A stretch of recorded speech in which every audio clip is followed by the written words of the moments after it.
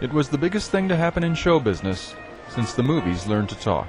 And we all sat there on pins and needles waiting for the reviews to come out the next morning. The only time in the history of the motion picture business a review was put on page 1 of the New York Times. And it's the top grossing film of the year, and it only played in one theater. And it arrived on the scene as an industry was in crisis. Something had to happen. Television by now was making vast inroads, and people just weren't going to the movies. So a Broadway showman, a Hollywood producer, and a famous adventurer and broadcaster banded together to create an entertainment phenomenon.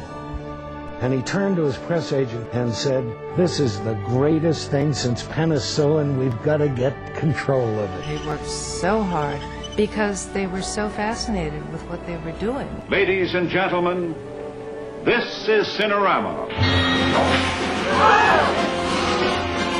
No human being had ever sat in a theater and had this kind of a visceral experience. It hit you right in the gut. It had 7-channel sound, which no one had ever done before. Pictures were still monaural in these days. We call this stereophonic sound.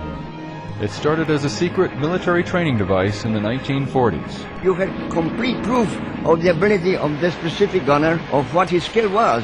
And this invention was credited with saving 300,000 lives during World War II. And it would thrill millions of theatergoers all through the 1950s by exploring the world with new eyes. And with Cinerama, you weren't just watching a thing happen on a flat screen. It was all around you, and you were literally in the picture. We dove inside this live volcano. The sulfur fumes from the volcano snuffed out all the oxygen for his twin engines. It was the hairiest thing I've ever been through in my life. You know, for audiences, they just ate this up, and they continued to. Well, the immediate impact was to awaken Hollywood. And exhibitors referred to CinemaScope as the poor man's Cinerama.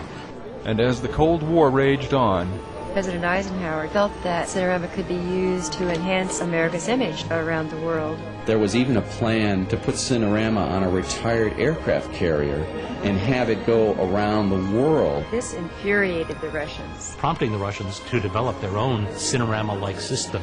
Follow the crews, the cameramen, the explorers, and the showmen as they journey through an incredible lost piece of Americana. Cinerama Adventure, the story of how the face of motion pictures was changed forever.